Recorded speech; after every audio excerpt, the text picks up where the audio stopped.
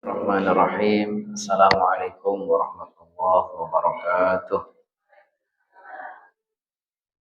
Alhamdulillah alladzi hadana lil Islam wal iman.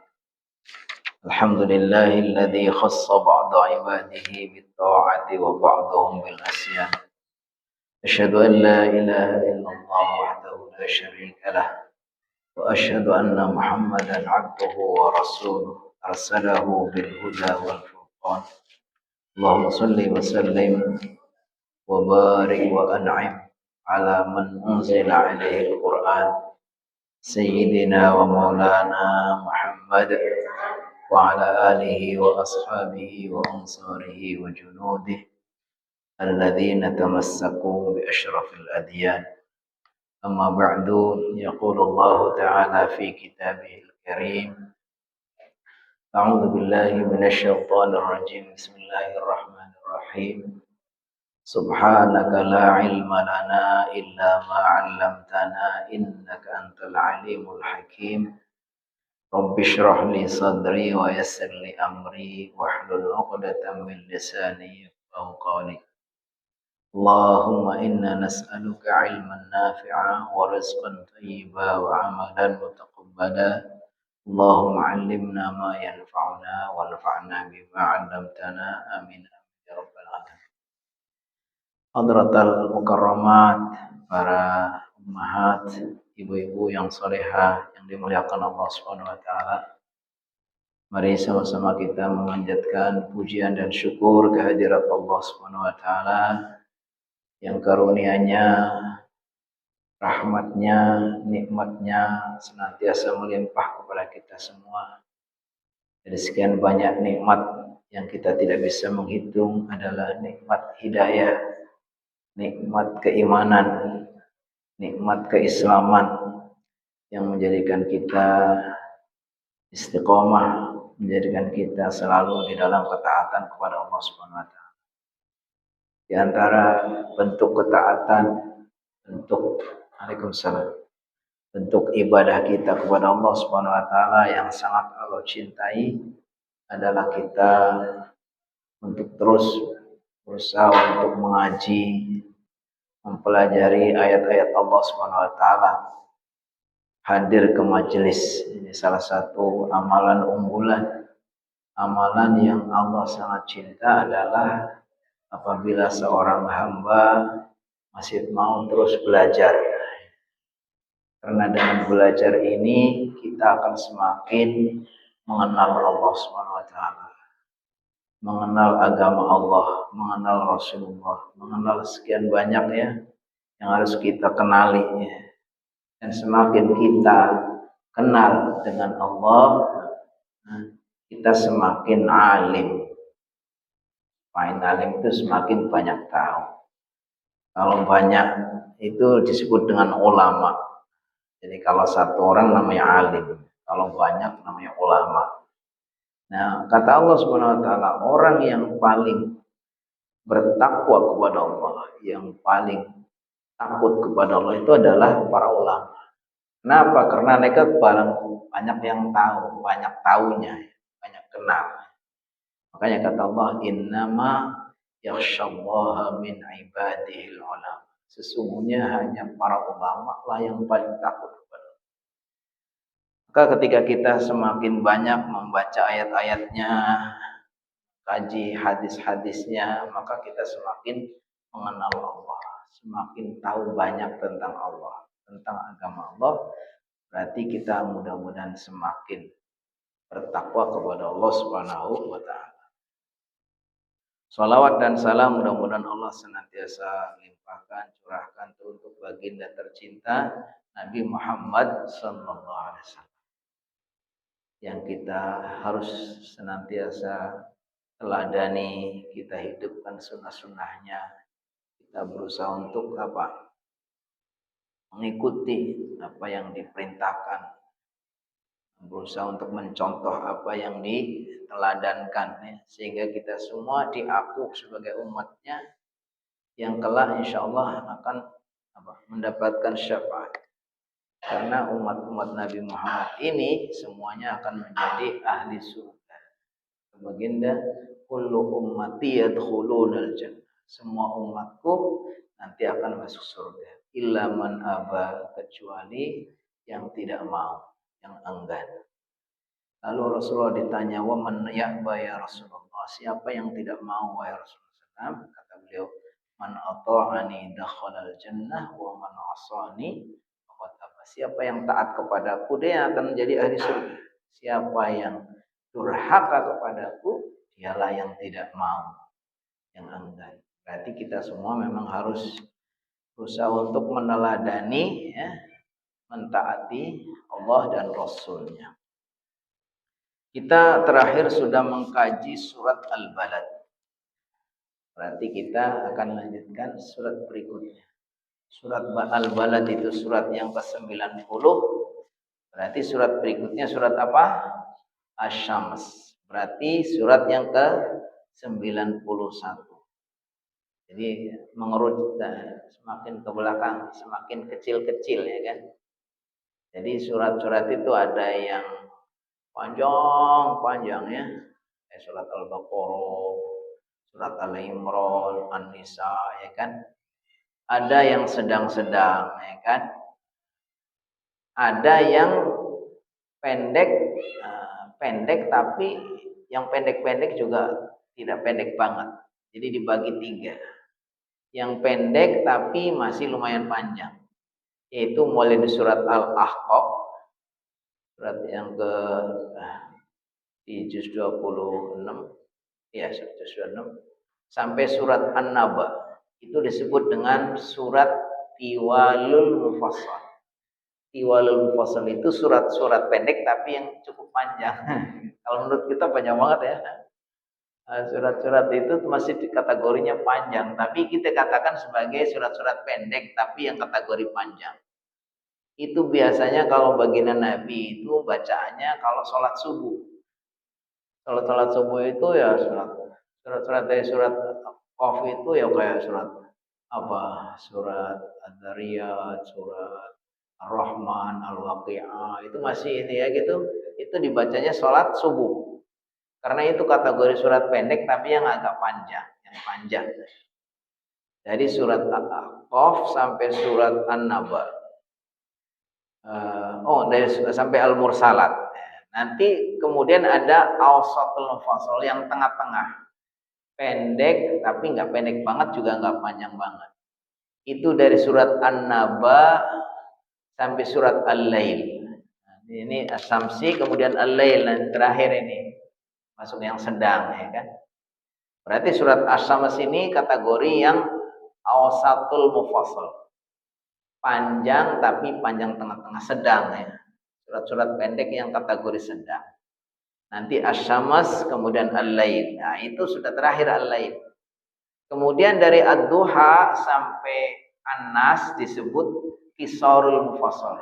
Surat-surat pendek yang paling pendek. Jadi ada surat-surat pendek tapi kategori panjang. Dari surat apa? Dari surat Qaf sampai surat Al-Mursalat.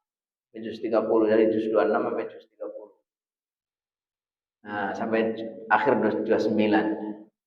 Nanti yang Awsatul Mufassal sedang itu dari surat An-Naba awal juz 30 sampai surat Al-Lail. Nah, itu kategori sedang. Kemudian dari surat Ad-Duha sampai surat An-Nas disebut dengan Qisar Mufassal, surat-surat pendek yang pendek. Nah, berarti di sini kita Wasyamsi, surat As-Syams itu kategori Awsatul Mufassal. Ini tinggal 2 lagi ya, surat As-Syams sama surat Al-Lail, itu kategori sedang.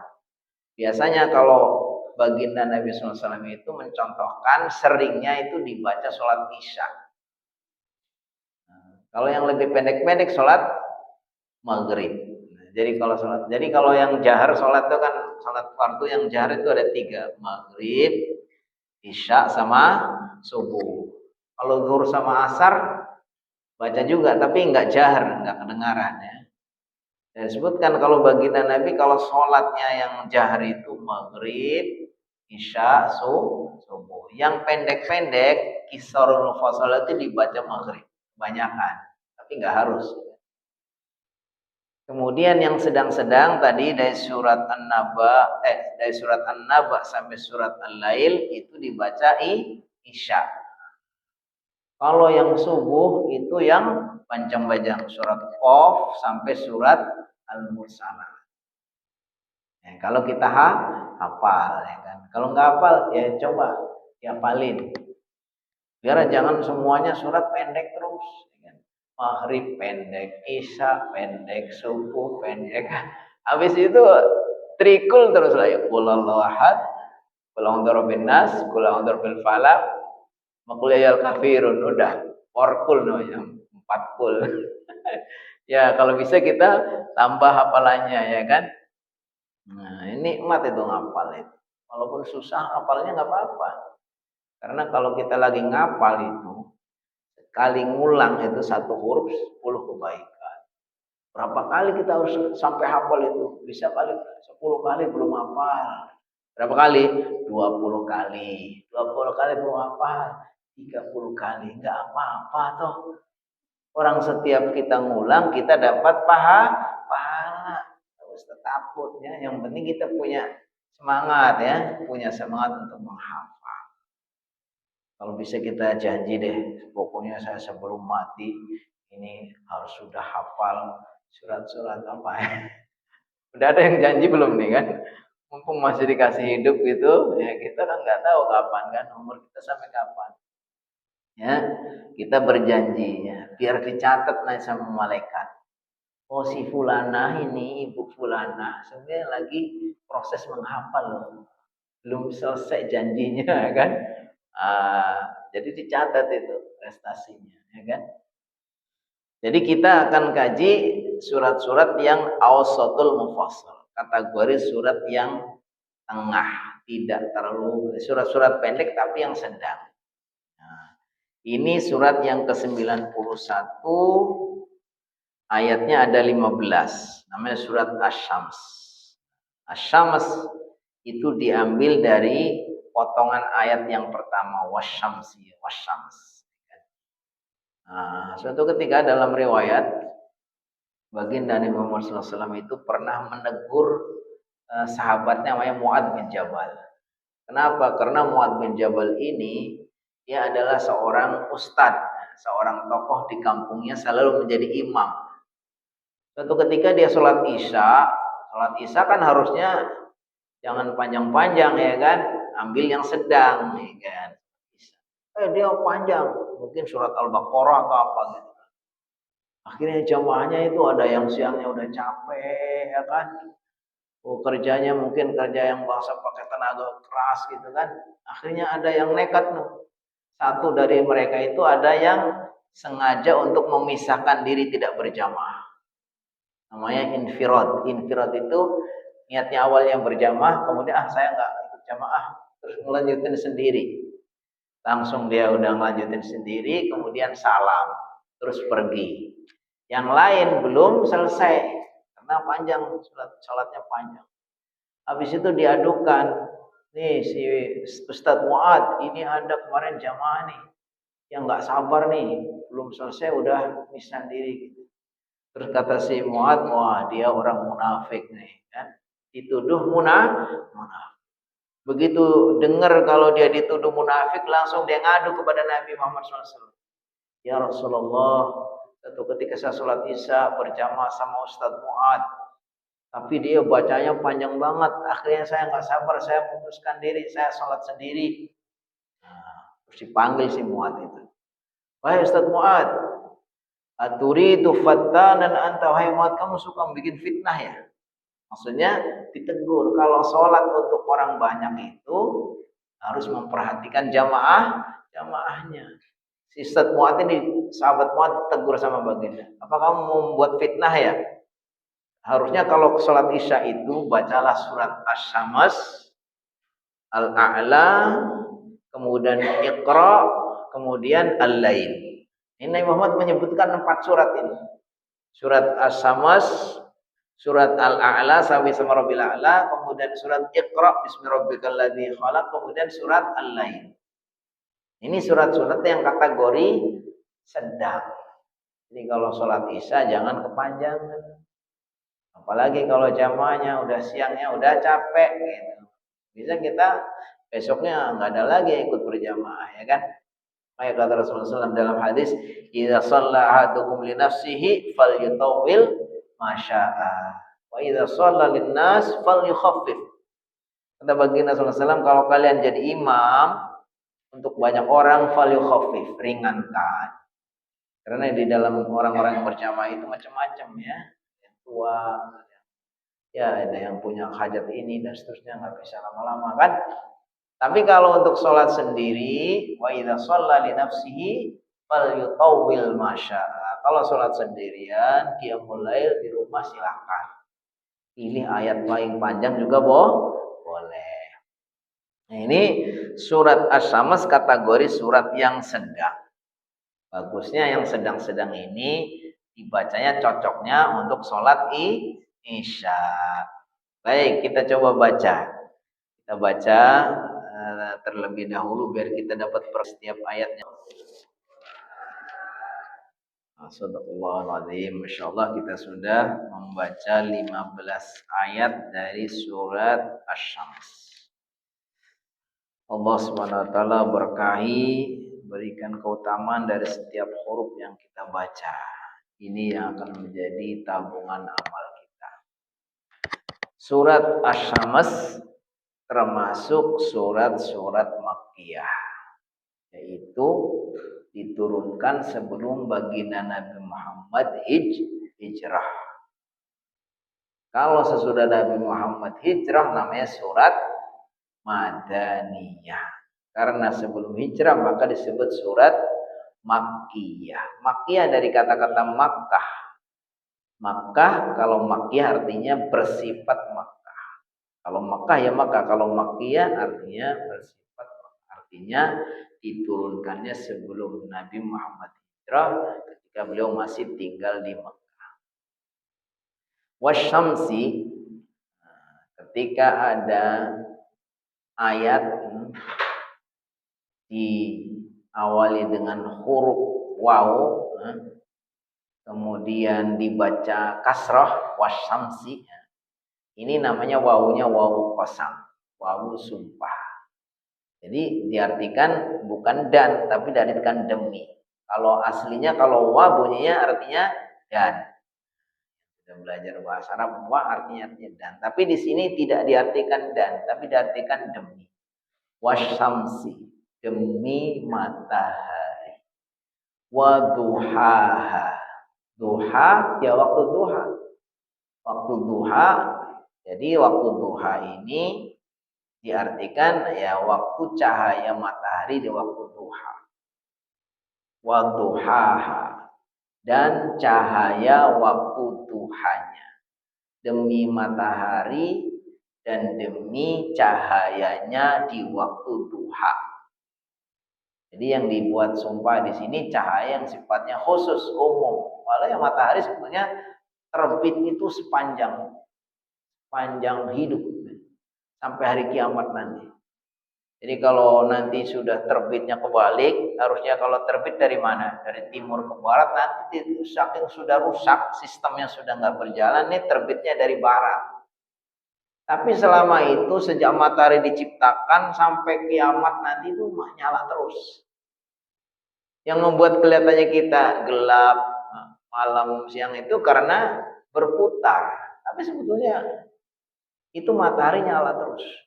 Jadi kurang agung apa ya Allah SWT ciptakan makhluk ini. Menurut para ahli itu jarak antara bumi sampai langit itu sampai 150.000 kilo. 150.000 juta atau sebagainya. Pokoknya saking jauhnya. Saking jauhnya. Besarnya itu sekian kali lipat bumi. Cahayanya itu bisa menembus sudah. Mengeluarkan energi sekian. Ini nggak bisa dihitung.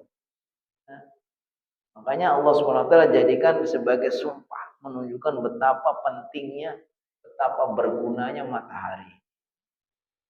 Kalau sampai suatu hari matahari padam, ya kiamat gitu kan. Wa duhaha, dan waktu duha, maksudnya cahayanya di waktu duha. Waktu duha itu kapan?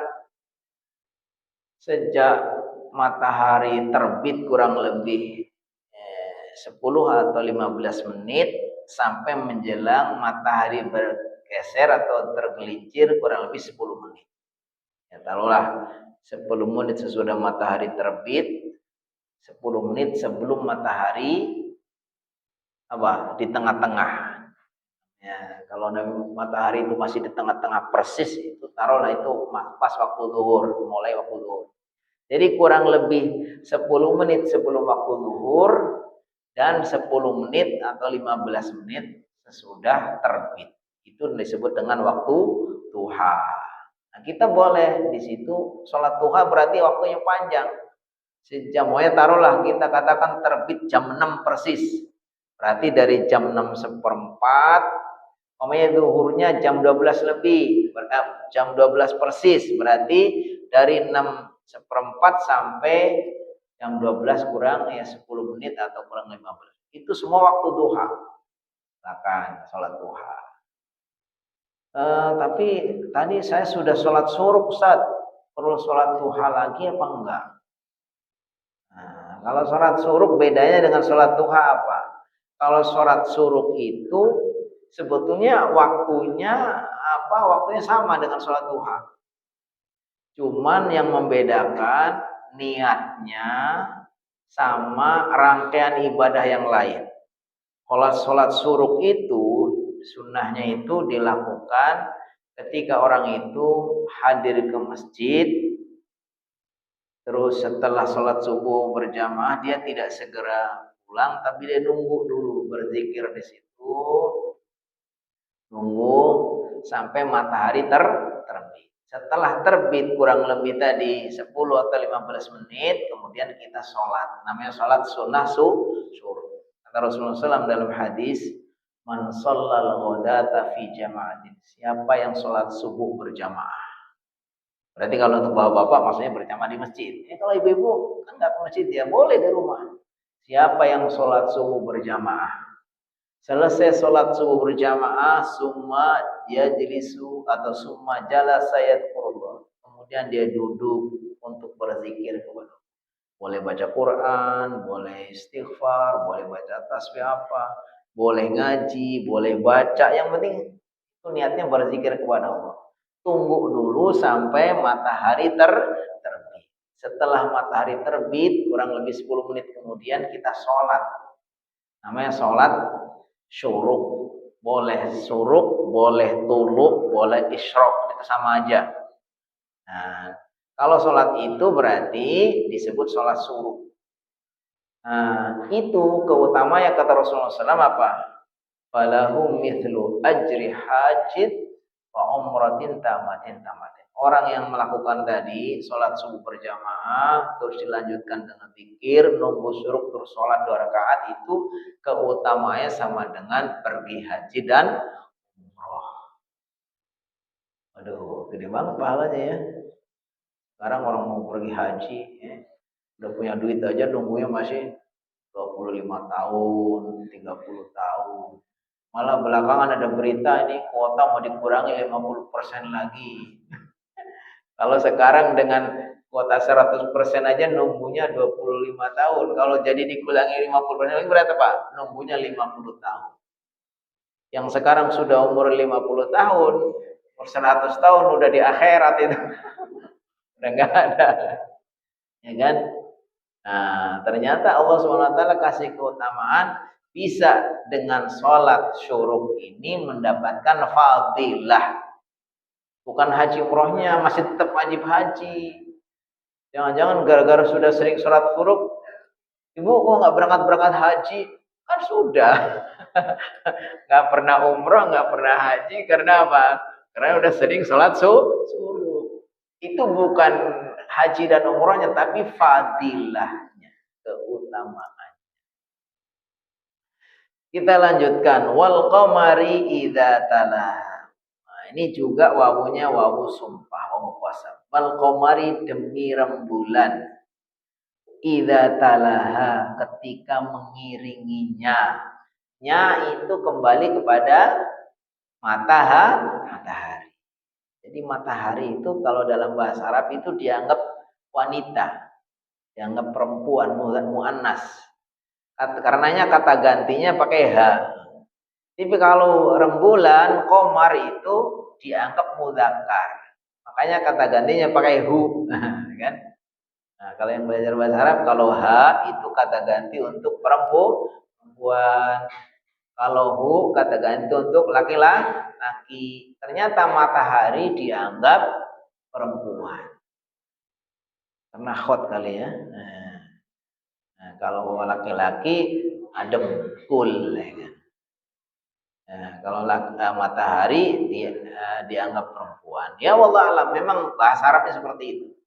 Makanya wal qamari demi rembulan idza talaha, ketika dia mengiringi. Matahari itu duluan, kemudian laki-laki nyusul berapa. Kalau ibu kalau jalan sama suami biasanya suami depan atau belakang?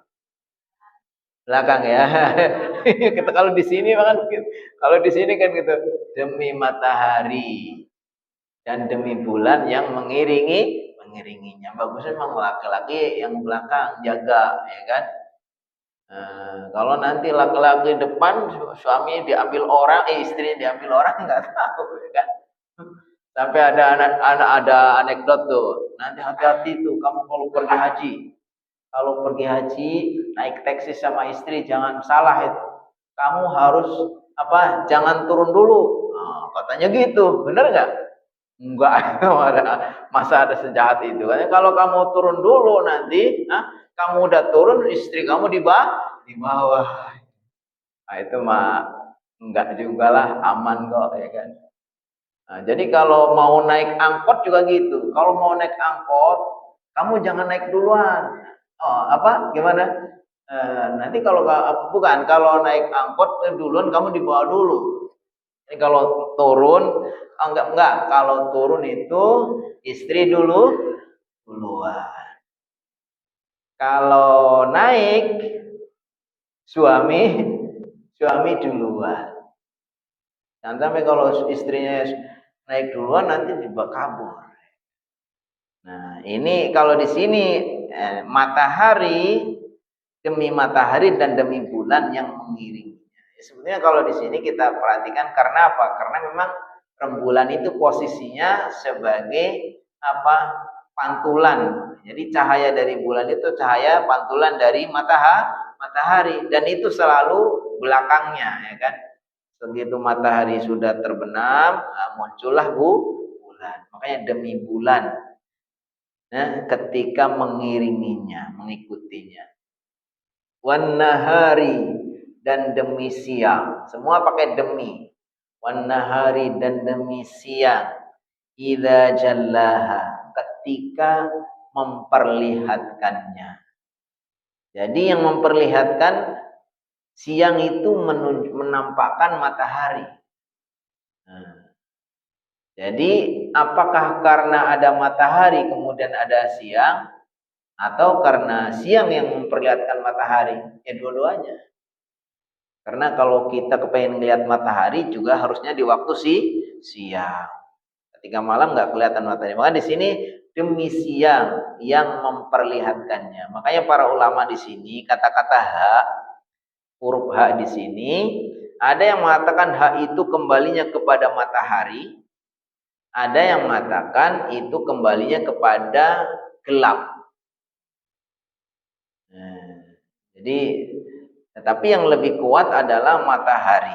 Jadi sama dengan ayat-ayat sebelumnya. Semua itu kembali kepada kata-kata asyams. Wan nahari dan demi siang idza jallaha, ketika diperlihatkannya atau ketika siang itu memperlihatkan matahari. Wal laili dan demi malam idza yaghshaha, ketika dia menutupinya.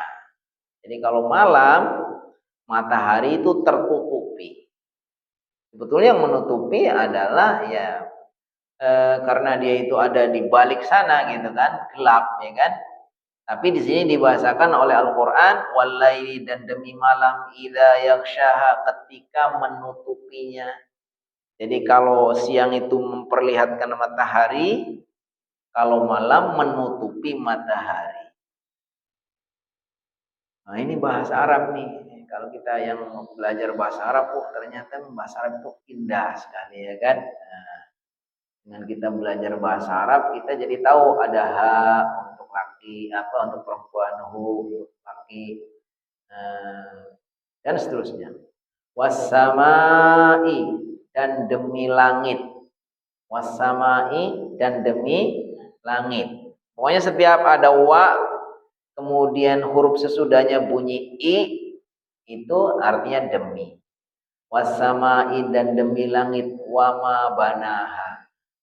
Wama, dan apa-apa, banaha, yang dibangunnya. Jadi kata-kata wama ini kalau dalam bahasa Arab bisa dianggap isim mausul. Isim mausul itu isim yang menggabungkan antara dengan sebelumnya. Bisa diartikan ma-nya ini adalah ma masdariyah. Artinya tidak punya arti khusus. Jadi wassamai, demi langit, wama banaha, dan apa-apa yang bangunannya, apa yang bangunannya, wama banaha, dan bangunan langit itu sendiri. Jadi boleh diartikan dua-duanya. Boleh diartikan demi langit dan apa-apa yang dibangunnya, boleh diartikan demi langit dan bangunannya. Maksudnya bangunan langit itu. Wal ardi, dan demi bumi, wama tohaha, dan apa-apa yang dihamparkannya. Itu kalau namanya mau isim mausul. Atau boleh wal ardi, demi bumi, wama tohaha, dan hamparannya. Nya di sini kembali kepada bumi. Wal ardi, demi bumi, wama toha, dan hamparannya. Nah, ini semua adalah bagian dari sumpah-sumpah yang Allah SWT sebutkan. Wa nafsin, dan demi jiwa. Wa nafsin, dan demi jiwa. Wa masawaha, dan apa-apa yang disempurnakannya. Boleh juga wa nafsin, demi jiwa, masawa, dan apa-apa yang dan sempurnaannya dan kesempurnaannya. Boleh diartikan sebagai isim mausul, boleh sebagai ma masdariyah. Kalau diartikan ma masdariyah berarti apa? Demi jiwa, wa masawa, dan kesempurnaannya. Ya, ini semua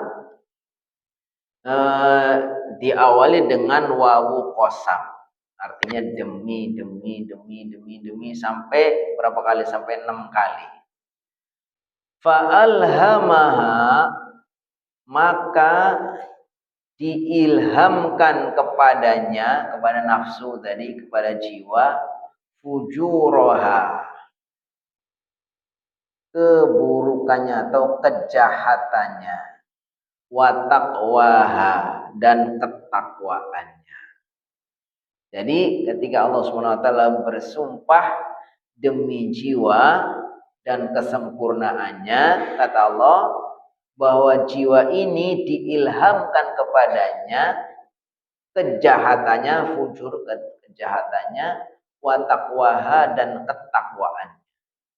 Nah, para ahli tafsir mengartikan dua ya. Yang pertama yang dimaksud di sini bahwa setiap jiwa kita itu Allah kasih potensi untuk bisa tahu mana yang buruk, mana yang baik.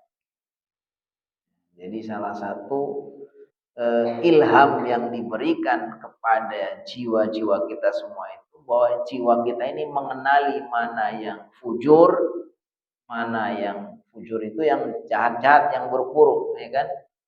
Wa taqwa, mana yang baik-baik. Saya akan baca di sini apa yang dimaksud dengan kata-kata fujur ya. Fujur itu artinya yang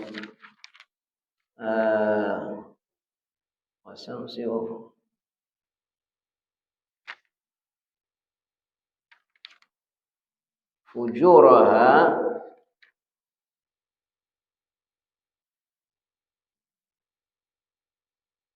wal ilham huwa at-ta'rif wal ifham lisyai'. Jadi Allah memberikan ilham artinya Allah mengenalkan dan memberi pemahaman. Jadi setiap jiwa kita di Allah kasih pengenalan, dikasih pemahaman. Atau dikasih pemberdayaan untuk bisa melakukan sesuatu atau tidak. Jadi kalau orang diberi ilham itu artinya diberi pemahaman, diberi pengertian, kemampuan untuk melakukan atau tidak. Wal fujur, yang dimaksud fujur, fi'lu ma yuaddi ilal khusran wasyaqa. Itu melakukan sesuatu yang menyebabkan kepada kerugian dan kecelakaan.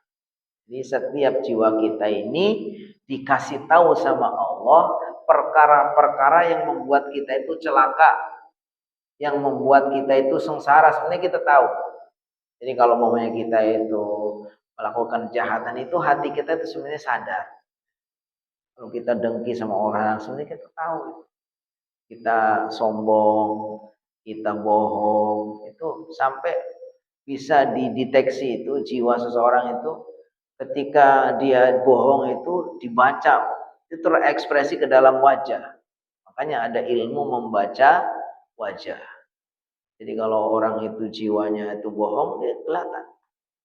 Nah, karena memang semua itu sudah ada ilham dari Allah.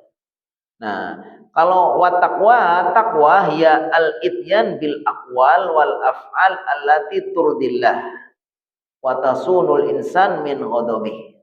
Sedangkan takwa itu adalah melakukan atau mengatakan yang diridhoi Allah Subhanahu wa taala dan menjaganya dari kemurkaannya. Jadi kalau fujur tadi yaitu melakukan hal-hal yang membuat dia itu celaka dan sengsara yang dimurkai Allah. Kalau takwa itu sebalikannya. Ternyata dalam diri jiwa seseorang itu masing-masing kita ini sudah dikasih ilham. Ini dari kita kalau kita mau, makanya ada hadis namanya istafti qalbah. Mintalah fatwa atau mintalah nasihat kepada hati nurani kita.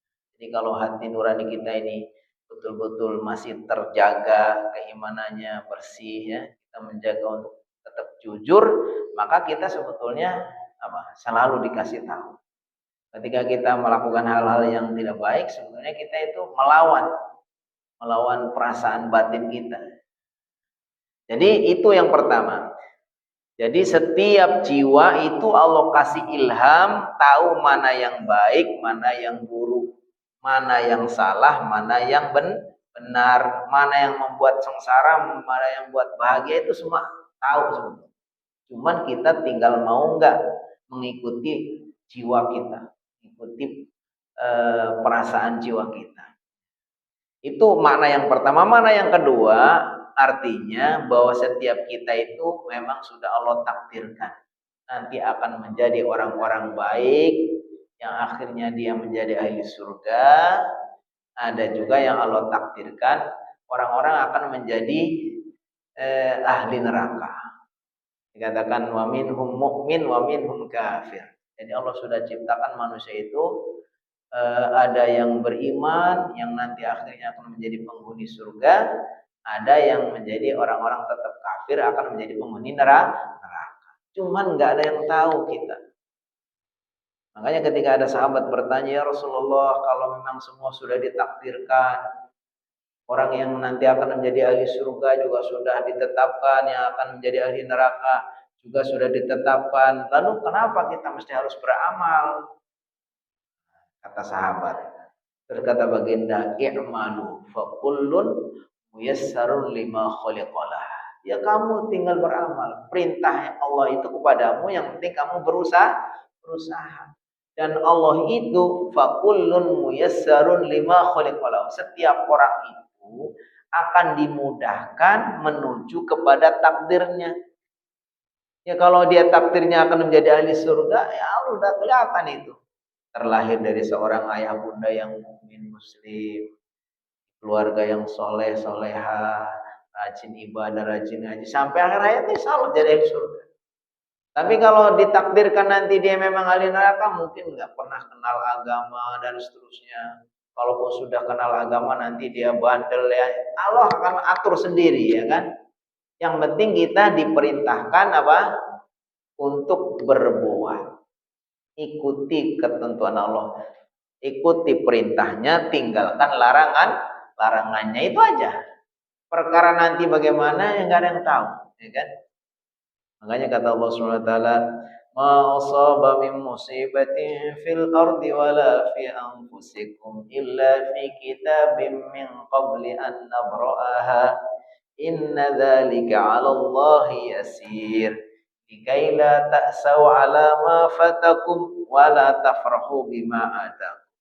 Kata Allah, semua yang itu semua sudah ada, sudah tercatat. Nah, bagi Allah semua gampang. Nah, likaila ta'sawala supaya kamu itu tidak berlebihan ketika kamu sukses, berhasil jadi orang baik, soleh, supaya kamu jangan sombong. Karena semua itu sebenarnya memang Allah yang atur. Sebagaimana kalau kita lagi gagal, ngelihat orang jahat, ya, supaya kita tidak putus asa. Mungkin sekarang masih begitu dia, tapi ada saatnya berubah. Jadi supaya kita tidak sombong. Jadi setiap jiwa itu dikasih ilham mengetahui mana yang baik, mana yang buruk, dan sekaligus setiap jiwa, setiap kita itu punya potensi. Bisa jadi orang baik, bisa jadi orang buruk. Termasuk nanti nasib kita juga. Mudah-mudahan semuanya kita menjadi ahli surga. Nah, tapi umumnya manusia itu sudah ada, memang terlahir sampai akhirnya ada. Karena Allah sudah menciptakan surga, sudah ciptakan neraka. Manusia sekian banyak juga tidak semua yang beriman. Karena memang untuk ujian. Kalau semua beriman berarti nggak ada ujian lagi. Nah, makanya ada yang beriman, ada yang tidak. Itu ya supaya menjadi ujian. Hidup ini menjadi ujian. Baik. Disebutkan setelah Allah bersumpah dengan 7 hal tadi. Dengan matahari, dengan bulan, dengan siang, dengan malam, dengan langit, dengan bumi, dengan jiwa, ya kan? Lalu kata Allah, ini jawabnya, jawab dari sumpahnya. Qad aflaha man zakkah. Sungguh beruntunglah orang yang mensucikan jiwanya. Ini menggambarkan betapa posisi jiwa batin kita itu penting sekali. Kalau kita kepengen beruntung, jadi orang bahagia, ya, harus kita perbaiki jiwa. Kita bersihkan jiwanya. Pertama, harus apa? Kita buangin hal-hal yang mengotori jiwa kita. Yang paling biangnya yang membuat kotor itu apa? Kekufuran, kemusyrikan. Nah, jadi kalau orang itu dalam keadaan kafir, dalam keadaan musyrik, itu di sisi Allah itu nggak ada nilainya. Innalladzina kafaru min ahlil kitab wal musyrikin fi nari jahannam khalidin fi nari jahannam ulaika hum syarrul bariyah. Sesungguhnya orang-orang kafir dari ahli kitab dan orang-orang musyrik, semua itu apa? Disebut syarrul bariyah. Di sisi Allah itu anggap makhluk yang paling buruk, nggak ada nilainya. Karena dikotori jiwanya dengan kekufuran, kemusyrikan, ya kan? Nah, makanya kita harus hindari itu. Kita bersihkan jiwa kita, mulai dari menghilangkan kekufuran, kemusyrikan dari kita. Kita jadi orang beriman. Habis itu kita buang juga apa? Penyakit-penyakit hati yang lain. Sombong, dengki, ya, iri, ya, itu macam-macam penyakit itu semua itu mengotori jiwa kita. Dan orang yang beruntung itu yang membersihkan jiwanya. Wa qad khaba, dan sungguh celaka atau sengsara man dassa, orang yang mengotori. Tadi mengotorinya dengan berbagai macam perbuatan batin, ya. Perbuatan batinnya tadi mengkufur, tidak beriman kepada Allah, musyrik, berbagai macam tadi dengki, sombong dan seterusnya, itu semua adalah hal-hal yang mengotori jiwa. Disebutkan sungguh beruntunglah orang yang mensucikannya dan sungguh celakalah orang yang mengotori. Jadi jiwa kita ini tergantung, kalau kita kepengen bahagia maka harus kita jaga. Dimulai dari kita betul-betul beriman kepada Allah, bertakwa, selalu menghiasi diri dengan berbagai macam akhlak yang baik, jujur, sabar, husnudzon kepada orang, tidak iri, ikhlas, itu semua itu namanya apa? Akhlak-akhlak mulia ya, perbuatan-perbuatan batin yang akan menghiasi jiwa kita. Tapi kalau kita nggak mau, kita mengotori apa dengan sombong, apa tidak ya ria, ya berbagai macam, itu semua adalah perbuatan-perbuatan batin yang mengotori jiwa.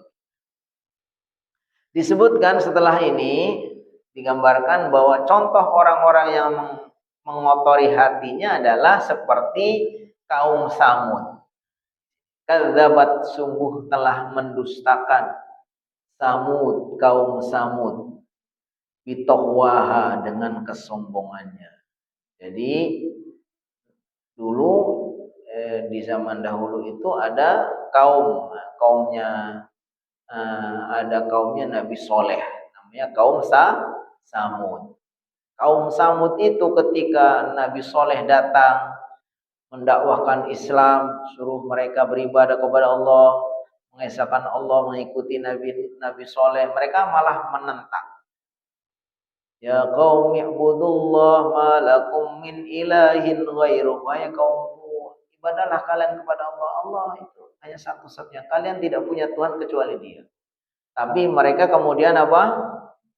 Menentang, enggak percaya, ya kan?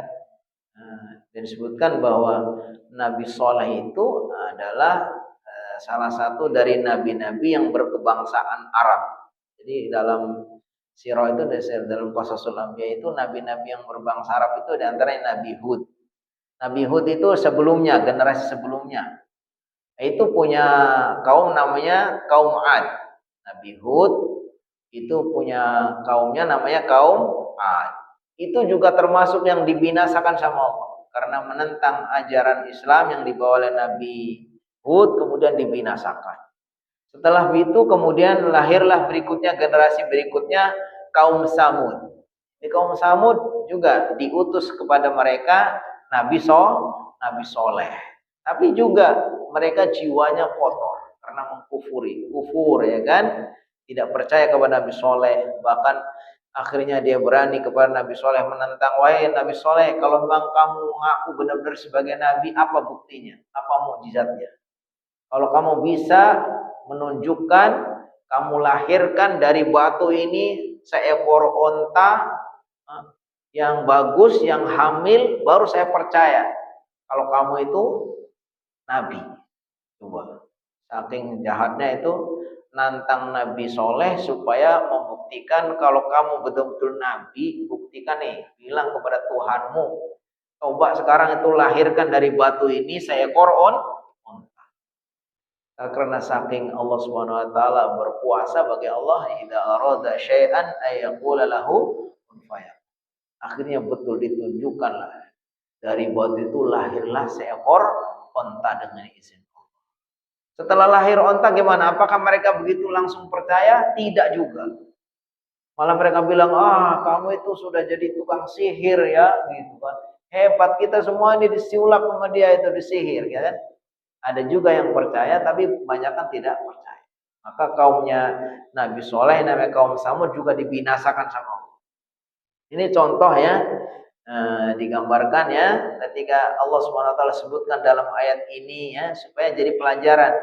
Ternyata umat-umat dahulu itu juga begitu, ketika diajak sama nabinya, banyak yang menentang. Maksudnya supaya ketika Nabi Muhammad mengajak kita, terutama dulu waktu kaum Quraisy itu, jangan kayak perilakunya Nabi, kayak perilakunya umatnya Nabi Soleh, ya kan? Idzim ba'atha ashqaha. Idzim ba'atha. Ini digambarkan idzim ba'atha, ketika salah satu dari mereka bangun atau bangkit, ashqoha, orang yang paling celakanya. Jadi ketika Nabi Soleh sudah memperlihatkan mukjizatnya dengan izin Allah, ini salah satu dari kaumnya itu ada yang bangkit. Bangkitnya apa? Ini orang yang paling celaka ini bangkit untuk apa? Untuk membunuh onta itu. Jadi bukan sekedar mendustakan ya, nggak percaya dengan apa yang ditunjukkan oleh Nabi Soleh, tapi juga memusuhi sampai ontanya pun dibunuh. Idim ba'asa, ketika bangun ashqoha, orang yang paling celakanya di antara mereka. Disebutkan di dalam kisahnya itu orang itu ditawari hadiah. Kalau kamu mau membunuh ontanya Nabi Soleh, maka kamu menikahi anak saya. Jadi istilahnya gitu, motivasinya adalah untuk mendapatkan ya kesenangan dunia, sampai akhirnya dia itu mau membunuh ontanya Nabi Soleh. Dalam kisah seperti itu. Ini gambaran betapa ya, kesimpulannya ini adalah orang-orang yang menentang hukum Allah, menentang Nabi Allah, menentang agama Allah, sehingga jiwa mereka dikotori dengan kekufuran. Faqala lahum Rasulullah. Faqala, maka berkata lahum kepada mereka, kepada kaumnya. Nabi Soleh berkata, Rasulullah maksudnya adalah utusan Allah itu Nabi Soleh. Nabi Soleh berkata kepada mereka, naqatullahi wa suqiyaha. Ini adalah onta Allah. Wa suqiyaha. Dan dia memberikan minumannya. Jadi disebutkan, ini ontanya Nabi Soleh ini, nanti itu akan bisa mengeluarkan susu. Diperas susunya itu untuk minum untuk mereka. Ini mukjizat dari Allah SWT. Mukjizat itu apa sih? Mukjizat itu sesuatu yang di luar kebiasaan ya, yang diberikan kepada Nabi atau Rasul untuk menunjukkan kebenarannya. Amrun khariqun li'adah a'tahullahu tasdiqan bima ja'abi. Jadi sesuatu yang luar biasa yang Allah berikan kepada seorang nabi atau rasul dalam rangka untuk menunjukkan bahwa dia itu orang benar. Jadi setelah lahir itu, setelah keluar onta, ternyata ontanya sudah bunting, sudah gede, kemudian nanti ontanya itu juga mengeluarkan susu untuk diminum mereka. Tapi mereka dasar memang sudah tidak mau percaya. Apa dikatakan? Fakadzabuhu. Semua mereka mendustakannya, nggak ada yang percaya. Bahkan dituduhnya ini semua permainan sihir, ya kan? Fakadzabuhu, maka semua mereka mendustakannya. Fa'aqaruha, dan lalu membunuhnya. Sudah mendustakan Nabi Soleh, kemudian fa'aqaruha, dan membunuh ontanya. Nah, ini kisah seperti itu. Karena mereka mendustakan, lalu mereka juga bersekongkol, salah satu dari mereka yang membunuh ontanya, tapi semua yang lain juga setuju. Apa kata Allah? Fadamdama alaihim. Fadamdama, maka menghancurkan alaihim atas mereka Rabbuhum, Tuhan mereka. Akhirnya Allah binasakan. Sama dengan kaumnya Nabi Hud, yaitu kaum Ad juga dibinasakan. Ini kaumnya Nabi Soleh juga seperti itu. Fadamdama, maka dihancurkan alaihim atas mereka Rabbuhum. Fadamdama, menghancurkan alaihim atas mereka Rabbuhum, Tuhan mereka. Allah menghancurkan mereka. Bidambihim, sebab dosa mereka. Jadi mereka mendapatkan siksaan seperti itu, ulah mereka karena enggak percaya kepada Nabi Soleh, melawan Nabi Soleh, bahkan ontanya mukjizatnya malah dibunuh atau disembelih, jadi dibunuh ontanya.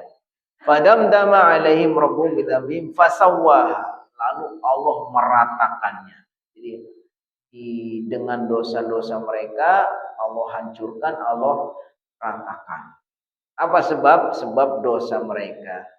Wala yakhafu uqbaha, dan karena mereka wala yakhafu, dan mereka tidak tahu uqbaha, atas akibat dari perbuatan-perbuatan. Jadi mereka tidak percaya kepada Nabi Soleh, mendustakannya, membunuh ontanya, karena dosa-dosa mereka maka Allah hancurkan. Dan wala yakhafu, dan mereka semua tidak ada rasa takut akibat dari perbuatan mereka.